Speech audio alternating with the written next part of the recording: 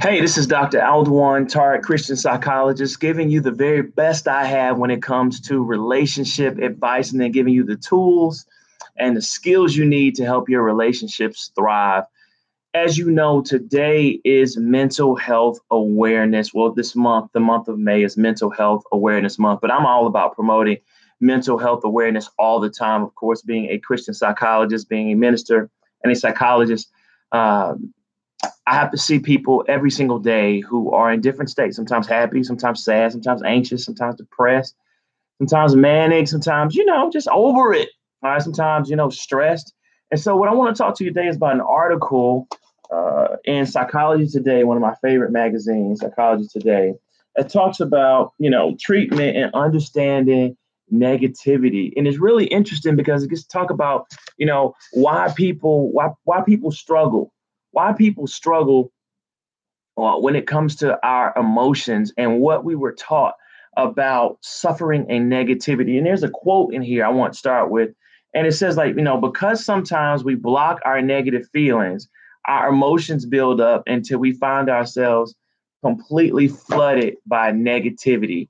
I mean, have you ever felt a certain way and you just did not want to talk about it? Or you've been in a relationship, and I know it's mostly men, but it can be women as well. You just didn't feel like talking about your emotions. You just wanted to go to sleep. You just wanted, some of you maybe have a negative or a positive escape route from it, whether it be drugs, alcohol, positive being exercise, yoga, meditation, and you just didn't want to talk about it.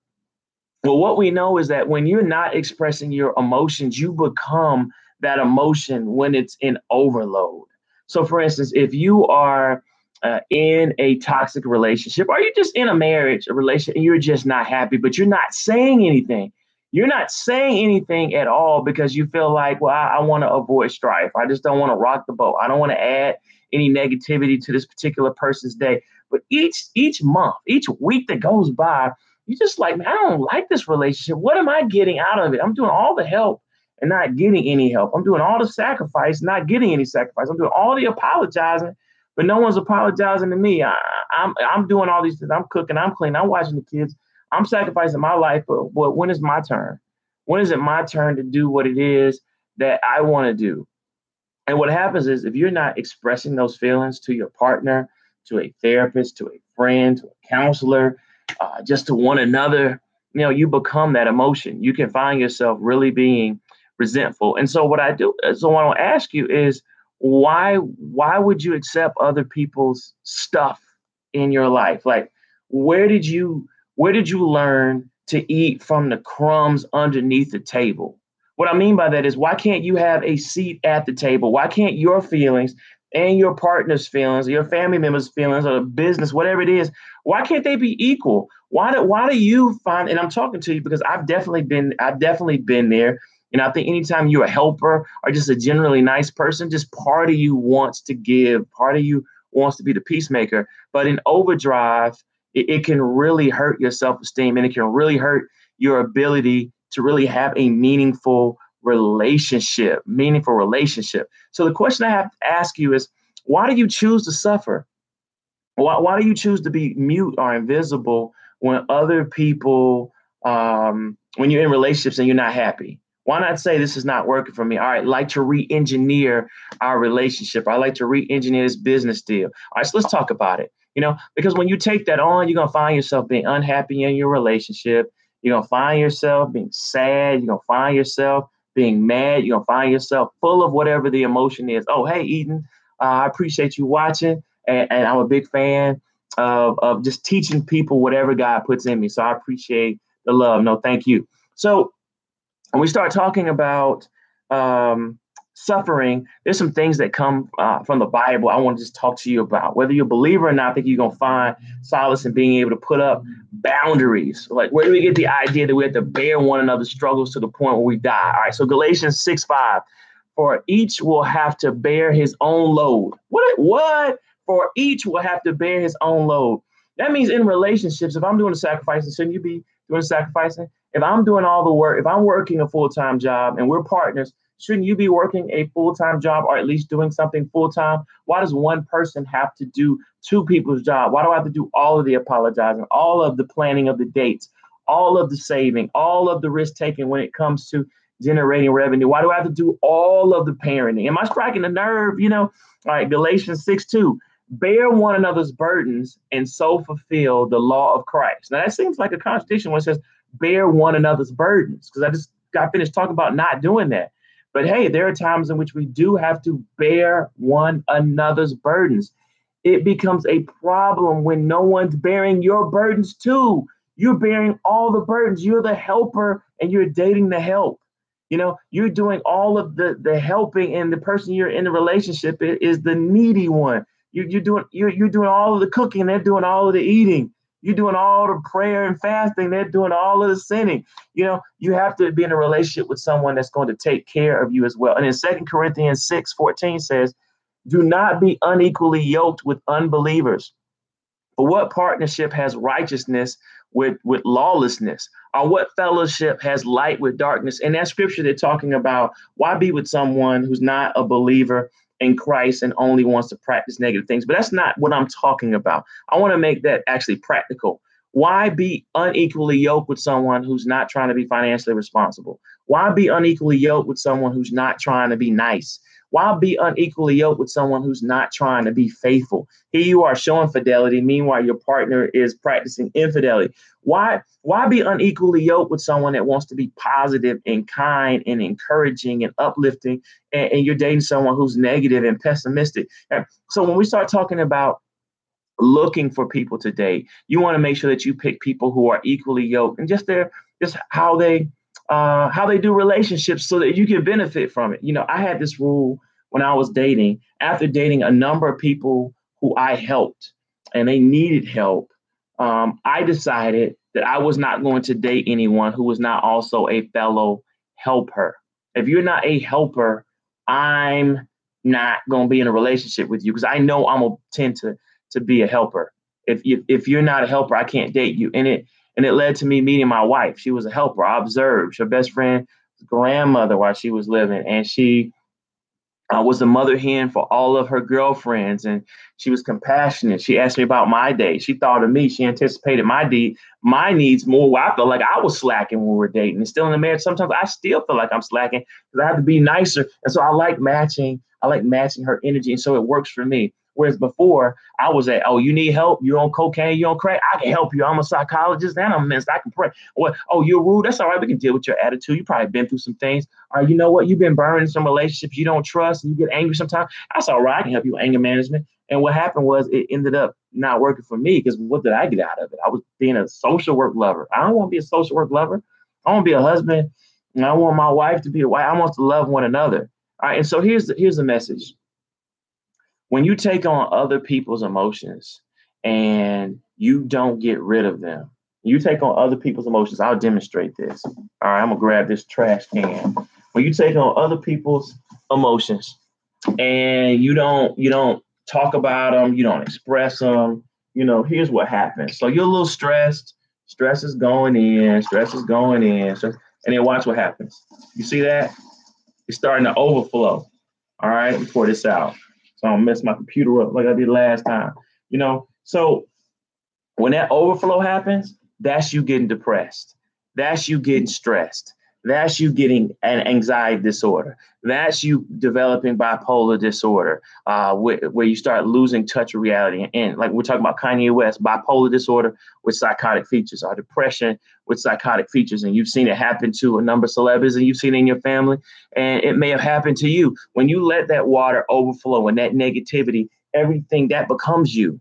You become what's in the glass. You become, like, if nothing's in here and you feel empty, there's no relationship, there's no friendships, there's no sense of connection with God, there's nothing in your cup. You just feel like you're just going every day and you're existing. You're going to feel empty. You're going to feel negative. And you're going to feel like you suffer. Or if you fill up negativity from your partner, work, kids, not being in a relationship, anxiety over not taking a chance, you're just going to become that. You're going to become anxious. You're going to become depressed. And when it overflows, that's when we start to break. That's when we start to break down. So you're going to have to take some time to pour out your emotions. That's the importance of therapy. That's the importance of having friends. That's the importance of expressing, your sins and your difficulties one to another so that you can be healed. That's the importance of ministry. We have to get out of this thing where I'm just gonna handle it. I'm just gonna keep it in my head, and I'm gonna sleep it off, drink it off, smoke it off, sex it off, and be able to emote and be able to talk about your feelings. Now, in the article, this guy by the name of the psychologist by the name of Dr. Greg Enrique, I hope I said his name correctly, out of James Madison University, came up with an acronym called CALM for what we can do to get over and move through our emotions. All right. And so C stands for curious. Be curious about what your emotions are saying. So, say you're starting to feel sad. All right. And you're like, man, like for me, I felt like, man, I'm getting a little bored today in private practice. I want to reach the people. I want to reach millions of people. Why don't I do a video? Oh, my emotion of getting restless is like, I need to teach more people. I want to interact with people. I want to talk to someone before my clients come in. So be curious about your emotions. What are they saying?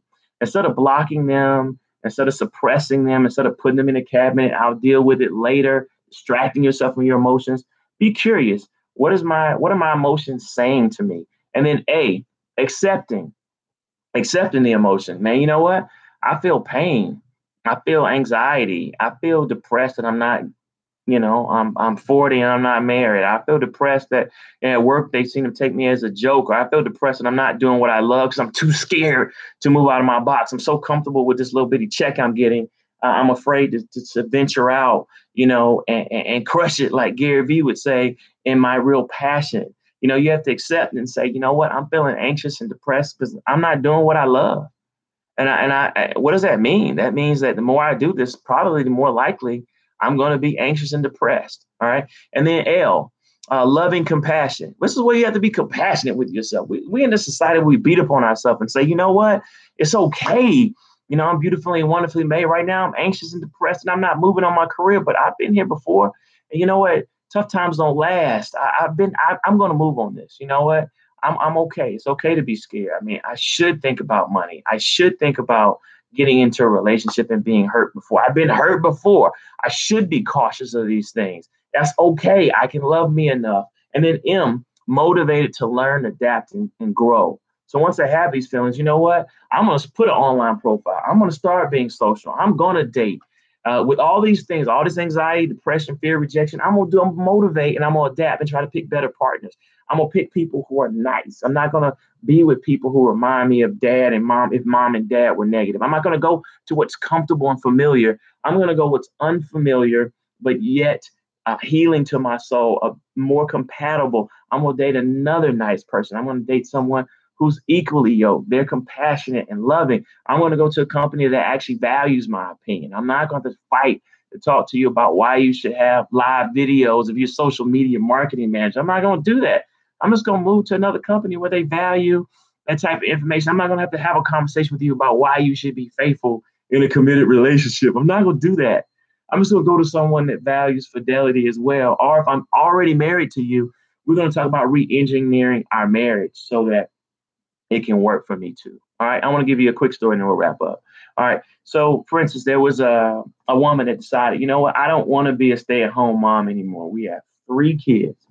Three kids. All right. One, three, and then two twins that are one inside. You know what? This parenting thing long term is not what I want to do. It sounded good in principle. It was good when I was doing it for the oldest kid. Raise your hand if you can identify. But now that we have two more, this is not what I want to do. I think I really want to go out and I want to pursue my own career.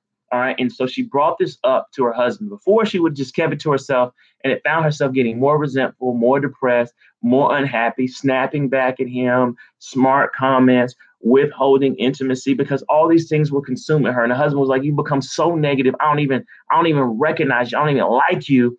And, he kind of alluded to stepping out the box. I know where I can go to get someone to not be so negative. I'm working hard. And so finally she agreed to open up about her emotions, and what came out was like, I really, really, really want to do what I love. And so she suggested to her husband, can we re-engineer the way our marriage and family is set up? I've been thinking, curious. I've been curious. I've been thinking about it. The reason that I've been negative is because I'm unhappy with the way we do family and marriage. I want to work too. I want our kids to go to daycare so I can have 6 to 8 hours for me to prosper, for me to pursue some things that are really inside of me. I love to journal. I love to write. and I want to pursue those things. I love to dance. I want to take a couple of dance classes and just see where my passions are, so I can figure out what I want to do. And then, okay, I'm accepting. It's okay. I can be a good mom too and pursue my career. I don't have to be here 24/7 like you want me to be. If you want to do that, why don't you do that? Or if you want our kids to be at home and not be in daycare, why don't we look into a nanny situation? And then she had love and compassion to say, you know what? I deserve to eat at the table. No longer will I eat the crumbs underneath the table because mama did this, daddy did this, or people suppressed me and made my emotions not feel good, or maybe my parents didn't appreciate me and say positive things, and maybe they made me feel like a burden or an extra. I'm not doing that anymore. That's not who I am. That's a lie. I'm beautifully and wonderfully made. I'm the head, not the tail. I love me enough to look in the mirror and say, you know what? You're not perfect, but no one's perfect. Only Jesus Christ is perfect. Okay. So I'm going to say, you know what? I love you enough to pursue my dreams. I'm going to pursue my dreams. I'm a great mother. I'm a great husband. I'm a great friend. I'm a great whatever minister, whatever your thing is. I'm going to do me. I deserve to live too. And then motivation. I'm going to get out here and get with other people who are doing this thing so I can be held accountable. All right. I'm gonna get out here and do what I love. I know I'm afraid, but I'm gonna learn, I'm gonna adapt, I'm gonna grow. It's like in the gym. If I keep lifting that weight, eventually my muscles are gonna get bigger. The first day I'm gonna be in pain. It's gonna be a growing pain, and that's what I want. I want to grow. Okay. So I hope this helps you all. All right. And I want you to pick up the article. I think you're really gonna get something from it. It's called Treatment Understanding Negativity in Psychology Today. That's the cover. And I think this is the May edition. No, this is the June edition. Okay, the June edition came out early. All right, so pick that up. And if you all want to join my email list to get tips when it comes to relationships and tools and skills you need to make them better for you or your better half or lesser half, I want you to text TART. I want you to text TART to 22828. That's TART, TARTT. I'm going to type that in, TARTT to 22828 in your phone. And I will send tips to your email box so that you don't have to worry about catching, this video live or just running into it. You can send it to your friends because I want your relationships to thrive. That makes me happy. That's why God put this in me, because I want your relationships to thrive. So I appreciate you. I appreciate all the positive comments. Thank you, Roller Girl. Thank you, Eden. I appreciate you all for tuning in. If you're watching this, send this to someone else. Share it because it's going to bless someone. Okay. My name is Dr. Tart, Christian psychologist, giving you the best I have in relationship advice and then giving you the tools and the skills you need to help all of your relationships thrive. Thank you. Take care and God bless.